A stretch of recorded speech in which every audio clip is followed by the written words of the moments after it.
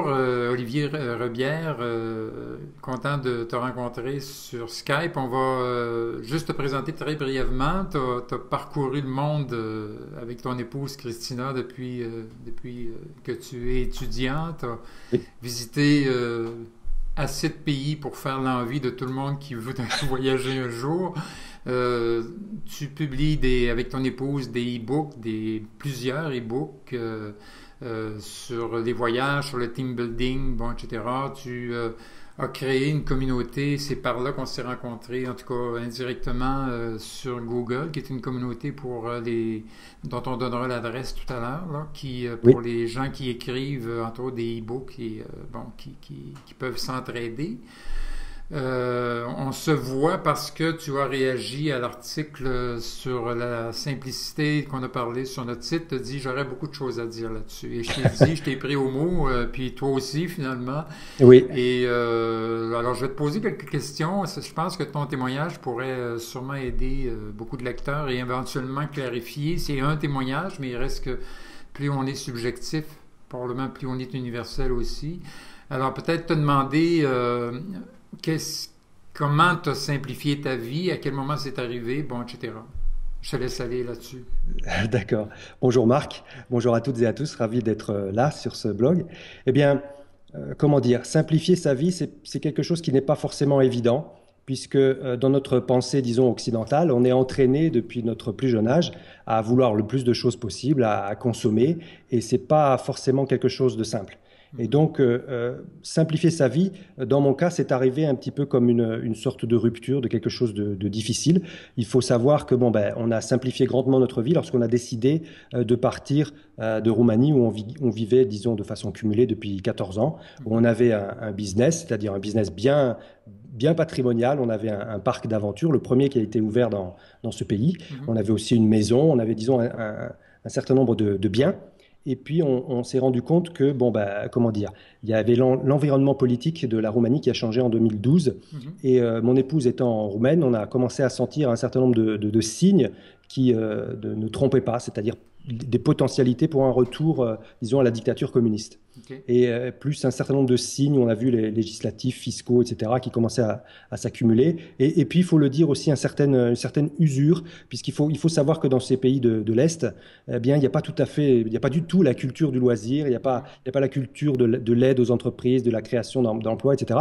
Et Mhm. donc, au bout on a eu aussi un travail, comment dire, de conviction, d'éducation vis-à-vis de nos clients, puisqu'ils ne savaient pas ce que c'était grimper aux arbres, ils ne savaient pas ce que c'était le loisir, il y avait pas de parc d'aventure. Donc, on a fait donc, un travail vis-à-vis de nos clients, vis-à-vis des autorités, et tout ça, ça a été usant. Et donc, on commençait à être vraiment, vraiment fatigué. Mhm. Et on avait quand même plusieurs milliers de clients. On avait aussi des entreprises qui venaient faire du team building chez nous. On avait des écoles internationales, British, American School, etc., etc. Mhm.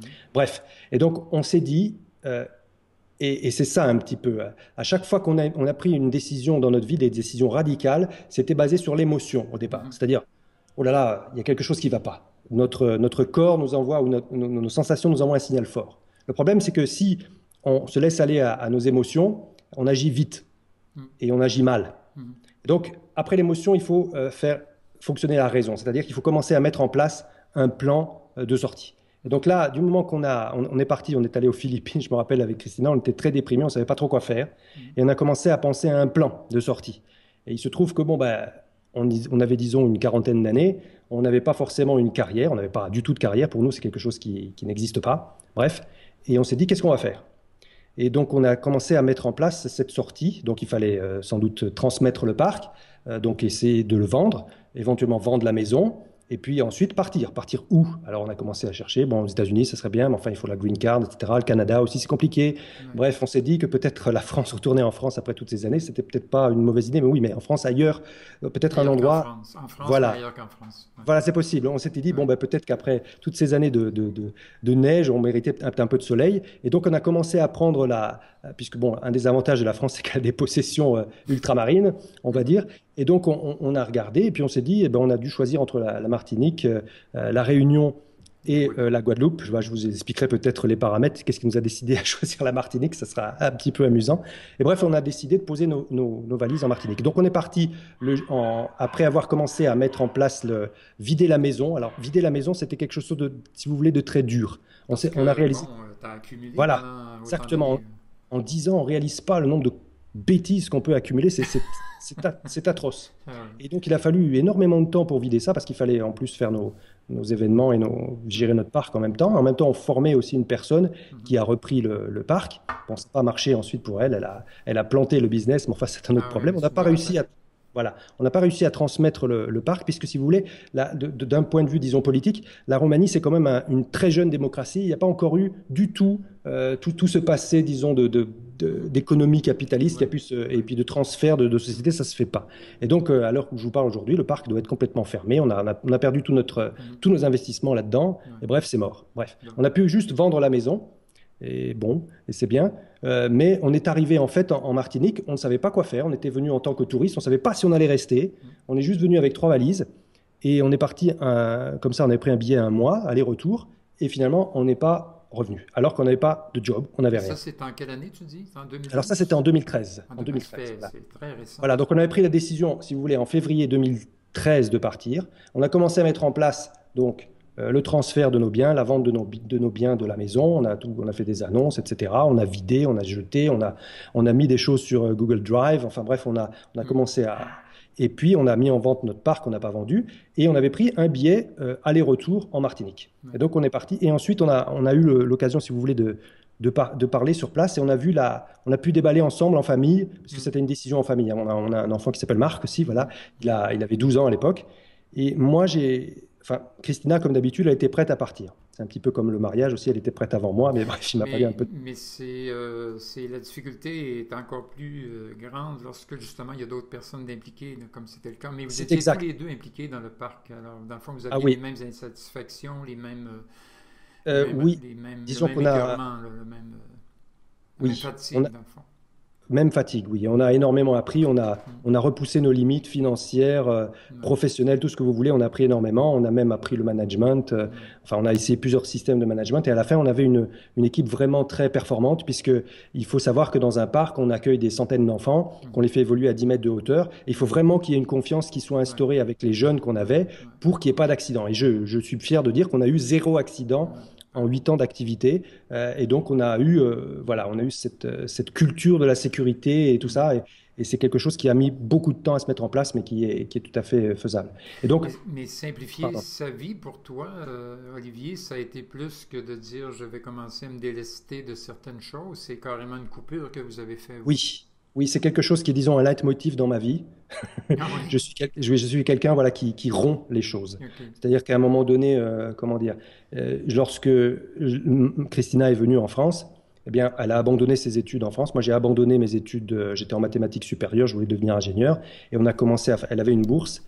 Et donc, elle est venue sur place. Mes parents se sont opposés, disons, au fait qu'on vive ensemble. Mhm. Eh bien, j'ai rompu avec eux et j'ai décidé d'épouser Christina. Et donc, j'ai dû assumer cette décision majeure dans ma vie. Ouais. Donc, de me mettre à travailler. J'ai donc commencé à travailler dans un fast-food. Et puis, j'ai fait ça pendant 4 ans, 20 heures par Dans le fond, semaine. tu prends des décisions et t'assumes après pour être capable Oui, bien ouais, sûr, tu parce coupes que les ponts. Pour toi, décider, c'est vraiment. Et là, tu as non seulement coupé les ponts avec une entreprise, mais avec un pays. alors, je vais dire que on a carrément changé de paradigme. Ouais. Il faut savoir que, comment dire, en Roumanie, nous avions essayé un système, disons, un peu plus patrimonial des Mhm. choses. Mhm. Avant d'acheter une maison, on voulait pas du tout acheter une maison. On préférait aller avec l'avis, disons, de, de contractuel au ministère des Affaires étrangères que j'avais, donc de semi-diplomate. Il fallait qu'on change un petit peu Ouais. Ouais.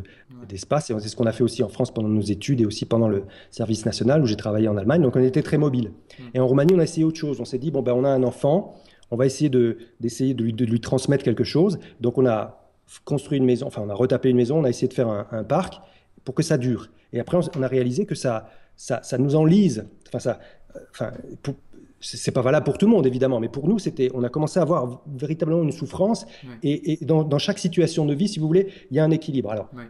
on fait l'équilibre. Et là, lorsqu'on voit à un moment donné que le déséquilibre ne peut que s'aggraver, eh bien, je pense qu'il est sain de prendre des mesures vraiment rapides. Mhm. Rapides, parce que sinon, après, on s'en sort plus et on devient aigri. Lorsqu'une situation de l'extérieur, on ne peut pas la changer, eh bien, ça agit à l'intérieur de nous Ouais. et on commence à cultiver des cancers, des choses comme ça, Mhm. des maladies qui vont finir par nous achever, hein, parce que notre corps, Ouais. il a ses limites lui aussi. Et Ouais. donc, en l'espèce, lorsqu'on est arrivé en Martinique, c'est moi, encore une fois, qui ai pris la décision de rester, puisque je savais que si on revenait à Bucarest, Marc aurait encore une souffrance vis-à-vis de ses camarades de classe, puisque là-bas, il était dans une situation un petit peu difficile. Mhm. Et là-bas, comme il était au lycée français, on ne pouvait pas le changer. Il n'y a qu'un lycée français, il n'y en a pas d'autres. Et donc, ça a été une décision, disons, familiale, mais surtout de moi. Ouais. Christina, elle était prête à partir. Ouais. Mais comme souvent, parce que les femmes, elles sentent mieux, enfin, Ouais. elles sentent souvent mieux les choses. Et il faut. Donc, elle n'a pas voulu forcer ma décision, mais c'est moi qui l'ai prise. OK. Et donc, après, voilà, je pensais à trouver assez facilement de l'emploi, vu mes. Parce que je pensais être très compétent, etc. Mais pas du tout, pas du tout. Et donc, j'ai pas trouvé. Donc, ça, c'est un autre problème qu'on a ici en Martinique. Il y a Ouais. 25% de chômage. Ouais.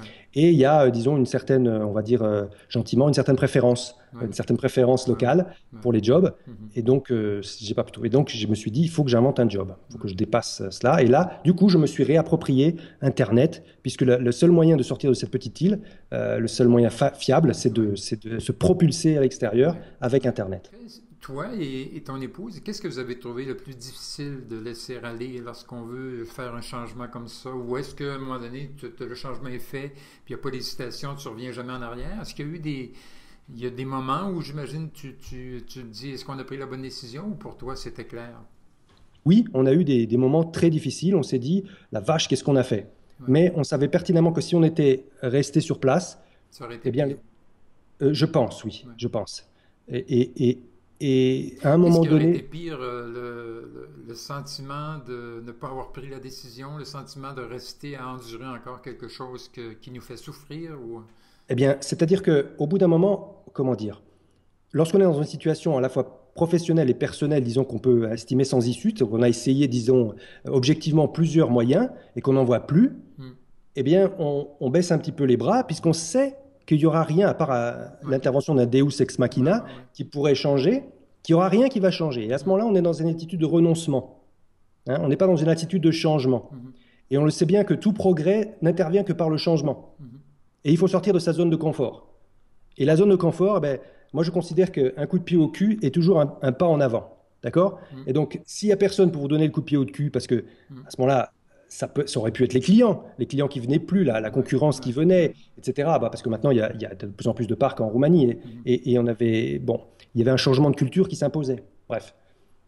Donc, on peut rester. Oui, ça peut être pire, à mon avis, de rester. Mhm. Ça peut être pire. C'est un petit peu comme une gangrène qu'on laisserait Ouais. se généraliser.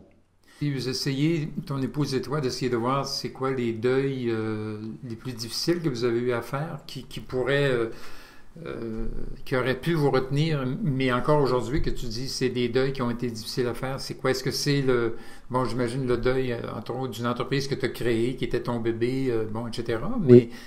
le deuil de la famille, le deuil de gens, d'amis, Non, ça a été quoi? disons, le deuil, je pense que c'est, pour moi, j'ai vécu plus difficilement le deuil du parc que Christina. Elle OK, s'était moins attachée aux choses. OK, Moi, je m'étais attaché, disons, comment dire, j'ai personnellement monté beaucoup de ces installations d'escalade dans les arbres. J'ai formé les gens, on en a bavé, je veux dire, c'était vraiment dur. Et puis de savoir, bon, bah, que maintenant c'était parti et que c'était mort, c'était difficile, oui. mhm. Le deuil de la famille, non. Puisque, je veux dire, dans notre histoire familiale, La la famille était famille, ailleurs. c'est pas qu'elle était ailleurs, mais ils n'ont pas été vraiment des alliés. OK, Nous, il faut bien comprendre qu'on est issus, elle et moi, de familles de fonctionnaires, de professeurs, OK. qui ne connaissent pas ce que c'est que, on va dire, L'entrepreneurship, finalement, voilà, l'entrepreneurship, c'est-à-dire le fait voilà, de d'entreprendre. conquérir de clients, etc.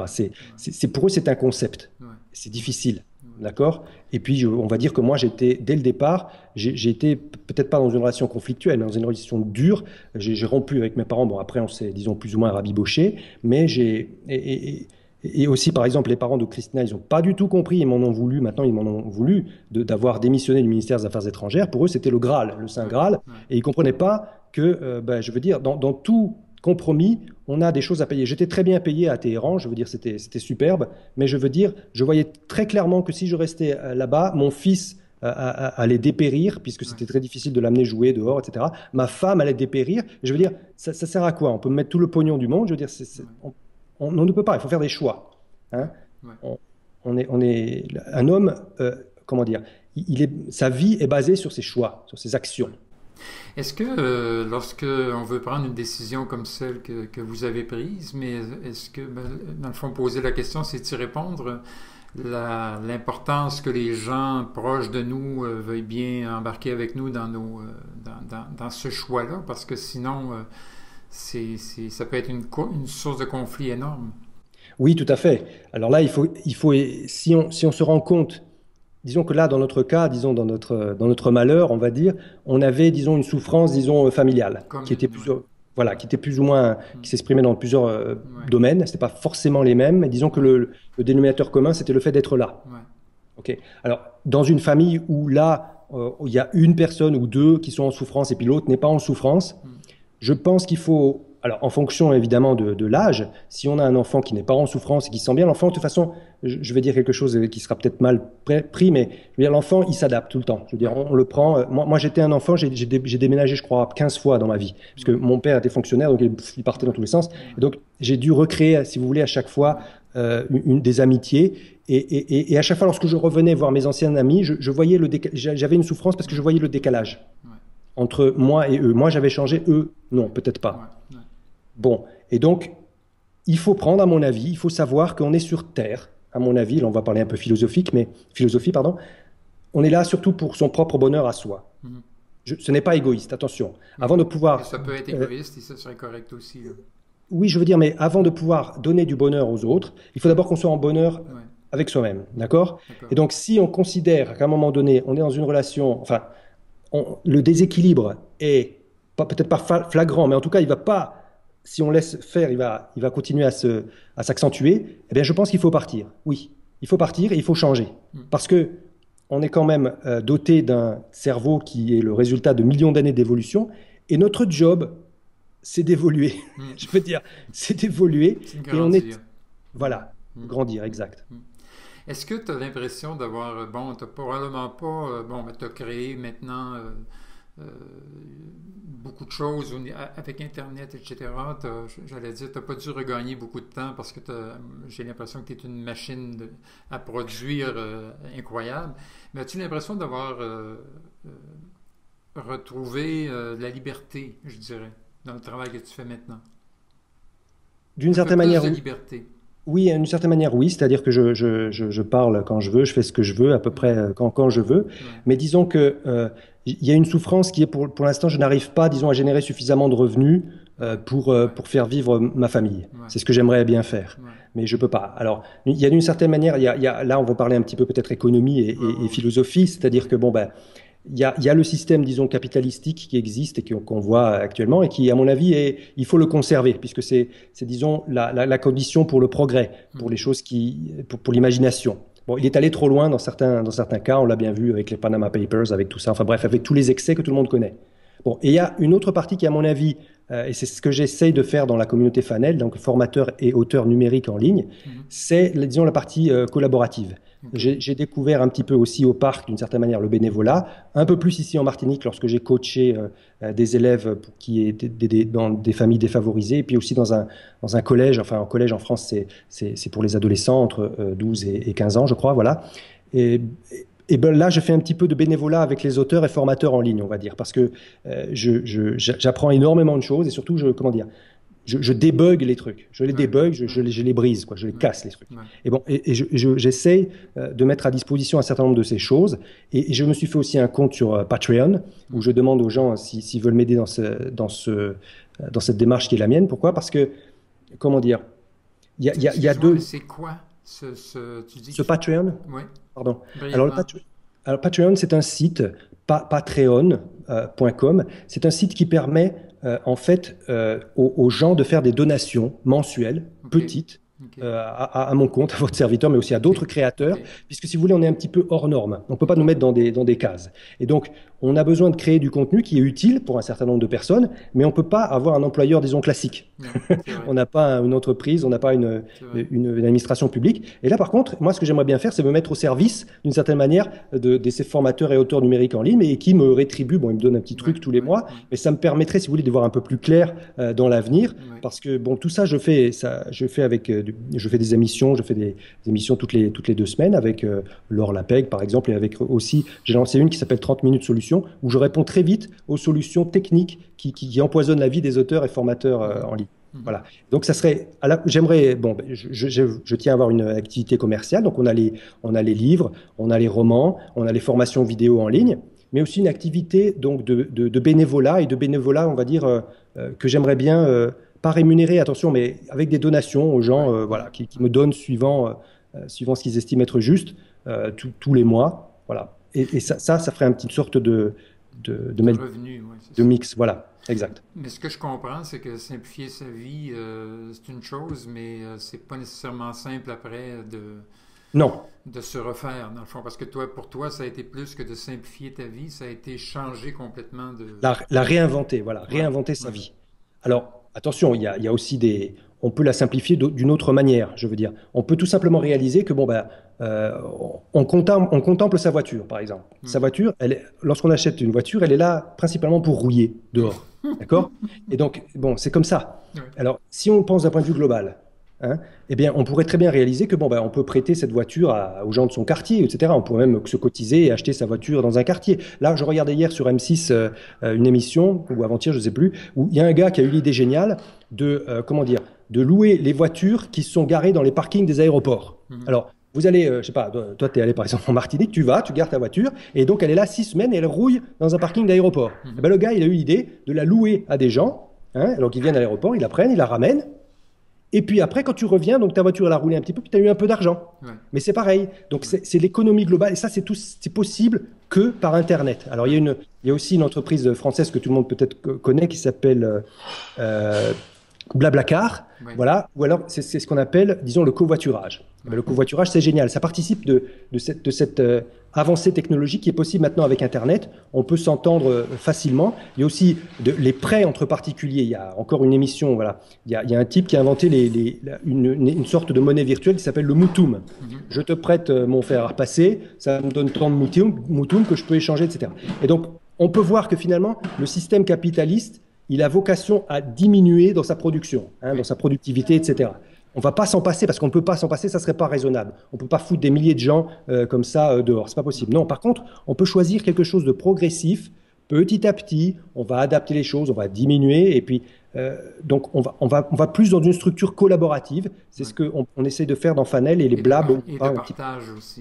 Ouais, Oui, ouais, le partage c'est important. ouais, Si vous voulez, le capitalisme c'est quelque chose c'est une pensée qui privilégie la pensée individualiste. ouais, Bon, c'est positif lorsqu'on veut, comment dire, lorsqu'on veut propulser des idées, lorsqu'on veut les mettre en place, mais le profit individuel, ce n'est pas bon.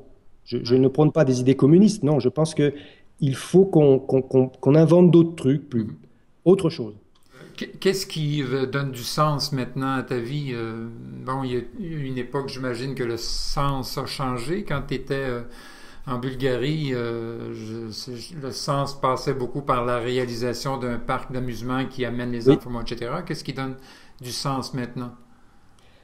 Eh bien, disons qu'en Roumanie aussi, on avait la satisfaction des gens. OK.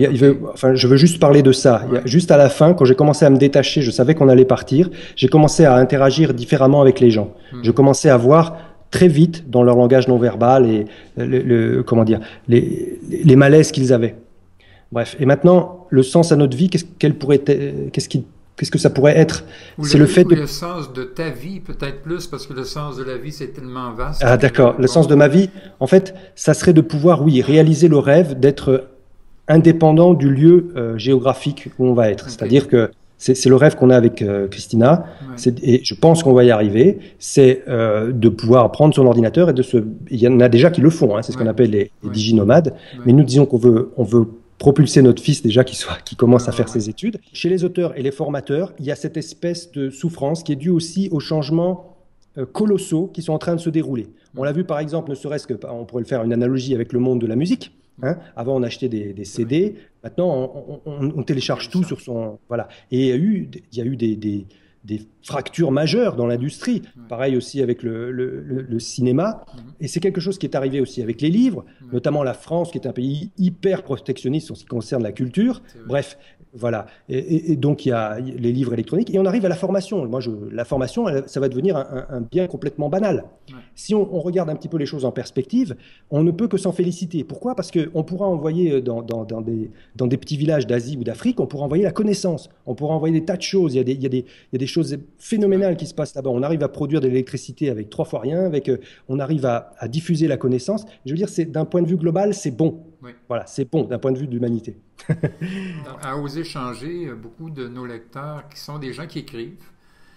Oui, On a même fait un appel récemment aux gens qui pouvaient écrire. On reçoit des textes, bon, etc. Il y a beaucoup de gens qui écrivent leurs propres livres. J'aimerais ça très brièvement que tu parles de ta communauté. On mettra oui, l'adresse bien sûr.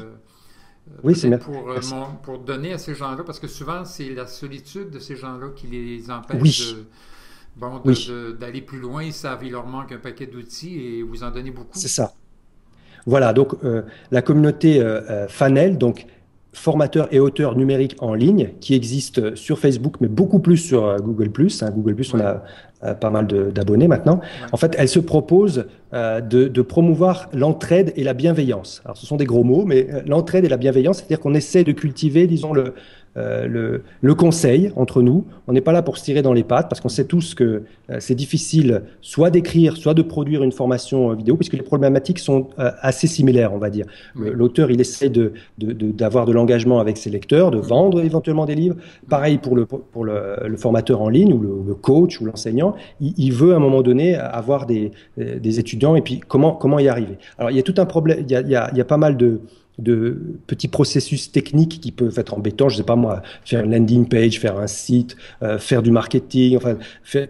voilà, il y a plein de choses qui pourrissent la vie des uns et des autres. Et c'est ce qu'on essaye de résoudre gentiment là-bas dans la communauté Fanel. Alors, on peut aussi tout à fait poster ces livres, Mhm. ces formations. On est bienvenu. On peut poster des liens utiles. En fait, on essaye voilà, de rendre ce qu'on nous donne.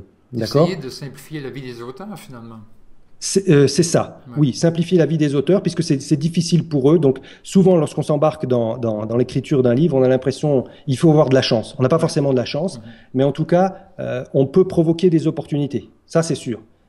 Et donc, on est là pour ça. On dispense des conseils sur bon, bah, comment est-ce qu'on peut comment dire, publier sur Amazon, sur d'autres sites, Ouais. Et comment t'es arrivé avec 3 valises et tu repars avec 3 valises. voilà, c'est ce qu'on va essayer de faire, puisque de toute façon, on a beau dire, on repartira même de cette terre sans valise. Donc, Ouais, si on en a moins à apporter, mieux c'est. Mais je ouais, veux dire, ça, attention, c'est un choix personnel. Il y a ouais, des gens ouais, qui se sentent très ouais. bien dans un endroit et qui Ouais, sont hyper bien, qui ouais, apportent beaucoup à leur communauté.